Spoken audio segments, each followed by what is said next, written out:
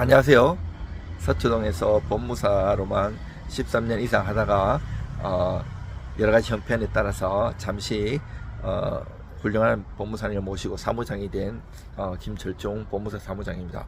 오늘은 재산 명시 의견서, 진술서, 이의신청에 대해서 가르쳐 드리겠습니다.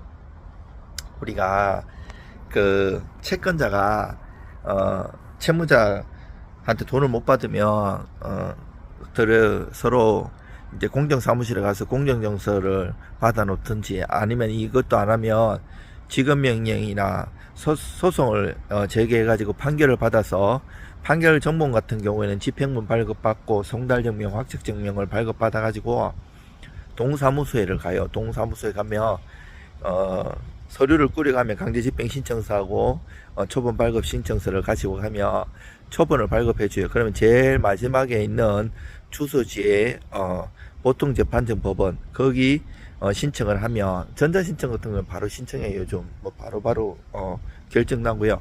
그러면 재산명시 같은 경우에는 확정받으면 바로 할 수 있어요. 그래서 보통 재산명시하고 은행 압류하는 거는 판결 확정되면 바로 해요. 그리고 채무불이행제 명무등재는 더 강력한데, 요거는 확정되고 6개월 동안 안 갚았을 때 할 수 있는 거예요. 물론 예외적인 사유가 있어요. 요거처럼 재산 명시해 가지고 여러 가지 예외 사유가 있을 때 할 수도 있는 거고요. 기간 빠르게 하면. 그리고 우리가 이제 재산 명시를 딱 받았어요. 명시결정 동본을 그 법원에서 웬만한 사유 아니면 보내걸랑요. 딱 집행권은 보고, 그러면 좀 있으면 날라와요. 재산 명시하라고. 재산 명시기일을 잡는데, 그 명시기일 나가고 그 칸 메꾸는 거 있어요. 그거를 다 미리 작성해 가서 선서하고 제출하거든요. 근데 요때 거짓말 하면 그 3년 이하의 징역이나 500만 원 이하의 벌금에 처할 수 있는 고소를 당할 수 있고, 그리고 도망 다니고 이 선서를 안 하면 20일 이내에 감치를 취해요. 그 경찰서 유치장에다가. 그리고 사실 뭐 정상적인 직장인 같으면 하루도 빠지면 뭐 잘릴 수도 있는데 20일 동안 경찰서 유치장에 있으면 잘리겠죠. 그리고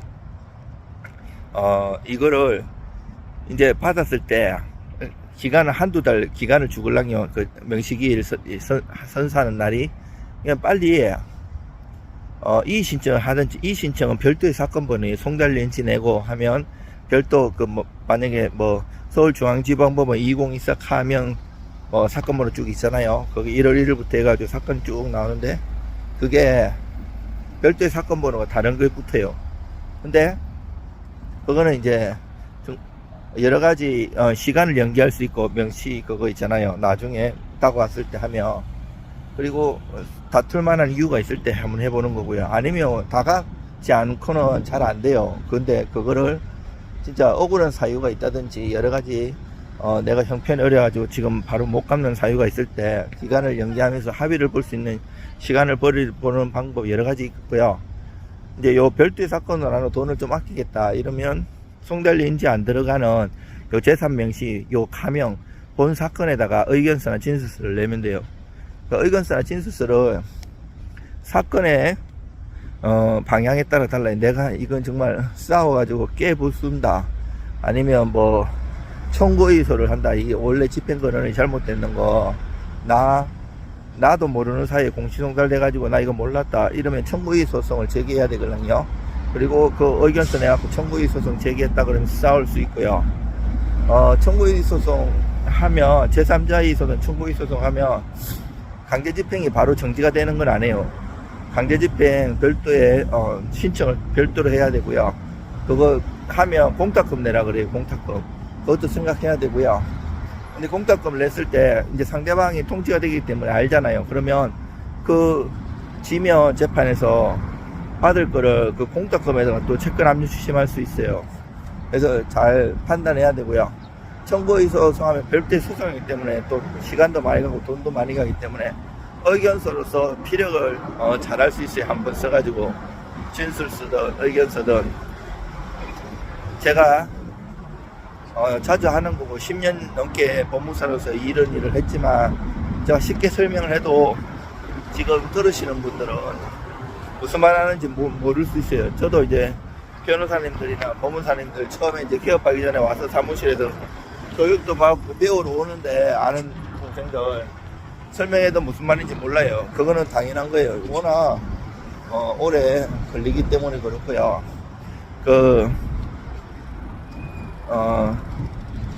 요런 거는 전문가한테 맡겨가지고 비용 그렇게 많이 안 받으니까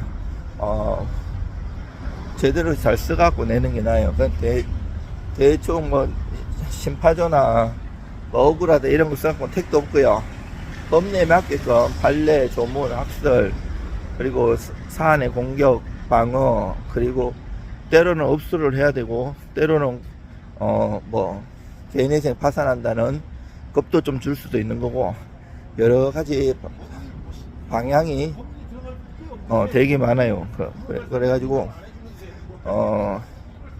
항상 그리고 채무 불이행자 명부등재 같은 경우는 확정되고 6개월이 지나야 되는데 기산하는 거나 이제 거기에 따라서 답변서 내는 게 있어요. 신문서고 제 유튜브 찾아보시면 채무 불이행자 명부등재 뭐 사유서 답변서 이런 걸로 검색하시면 나오고요.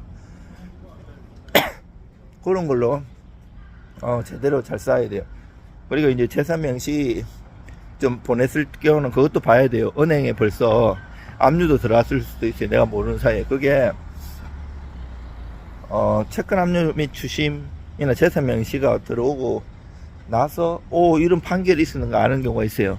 이때 하는 게 뭐 추안항소 아니면 청구이소 여러 가지가 있어요. 내가 이러한 사실을 만약에 이거는 정말 이 판결 집행권이 잘못됐다 청구이소 그리고 뭐 내가 이거 항소가 뭘로 민사의 2주잖아요. 근데 내가 이주가 내가 알지 못하는 공시송달로 해갖고 됐다 이러면 추안항소 제기하는 것 등 여러 가지가 있어요. 여러 가지가 있고 여러분들 거기에 따라서 이제 비용이 들고 시간이 가는 거라 가지고 단순하게 해볼 수 있는 방법 그리고 아니면 끝까지 한번 싸울 수 있는 방법 사건마다 여러 가지 방향이 다 달라요.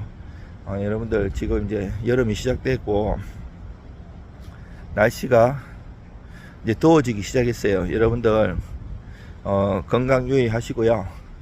저희는 여전히 법무사 사무장으로서 법무사 일을 법무사님 하고 같이 열심히 또 하고 있으니까 의뢰해 주시면 제가 최선을 다해서 도와드리도록 하겠습니다.